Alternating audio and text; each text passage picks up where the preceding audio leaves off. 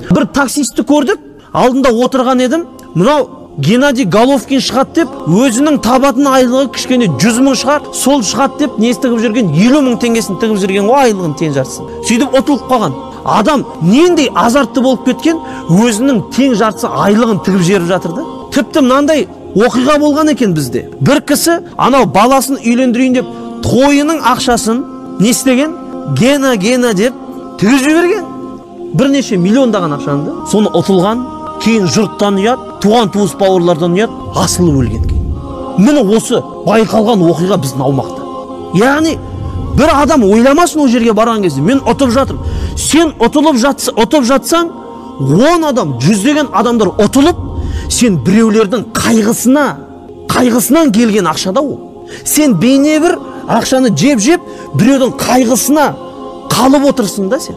Біреудің қайғысынан тапқан ақша ешқашан саған бақыт әкелмейді. Міне ол солай келіп жатқан ақша. Екіншіден, сол бір еркектер не істемейді? Баласына бір ойыншық әперуге жарамайды. Баласына бір киім-кешек әперуге жарамайды. Әйеліне, анасына гүл әперуге жарамайды. Оларды бір жақсы жерге апаруға жарамайды. Туған туыс бауырларына да ақша жағынан көмектесуге жарамайды. Не ел жұртқа көмектесейін деп, не мешітке келіп садақа беруге де жарамайды. Бірақ ана нәпсінің қосып кеткенін қараш, айлығының тең жартысын апарып, соған салып жіберуге жарайды. Міне ол нәрсе не нәрсеге апарады? Сенің нәпсіңе, сенің шахуатыңның семіруіне апарады. Арт жағы не болады? Сен ешкімді көрмейсің сен. Бір кісі айтады, ойнай береді, ақшасын сала береді, ұтыла береді. Сөйтсе не болды, неге сен десе?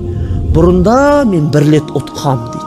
Бір рет ұтқан, оны ұтқанның несі де, дәмі де, вкус победы дейді ол. Сол анау күшті болғаны соншалық, ананы қайта-қайта ойната береді. Шайтан келіп айтады, сен ұтасың, сен әлде де ұтасың. Бірақ ол 10 рет ұтылып, бір рет ұтса соған қуанады да. Көрдіңіз бе? Сол себепті бұл құмар ойын деген өте сондай нашар нәрсе. Өйткені ол азарт. Ол бір кіргеннен кейін сен ұтам ғой деп ойлайсың да. Бірақ олардың ашып көбеюі не нәрсенің белгісі болып табылады? Адамдардың ұтылып жатқандары көп, ұтып жатқандарына қарасың. Себебі адамдардың барлығы ұтып жатса, олар жабыла бастайды ғой, олар азая бастайды ғой. Демек адамдардың көбісі ұтылып жатыр. Сол себепті олар өсіп, көркейіп жатыр да, өзінше. Түсініп отырсыздар ма? Сол себепті біз адамдар кішкене ақылдылау болу керекпіз.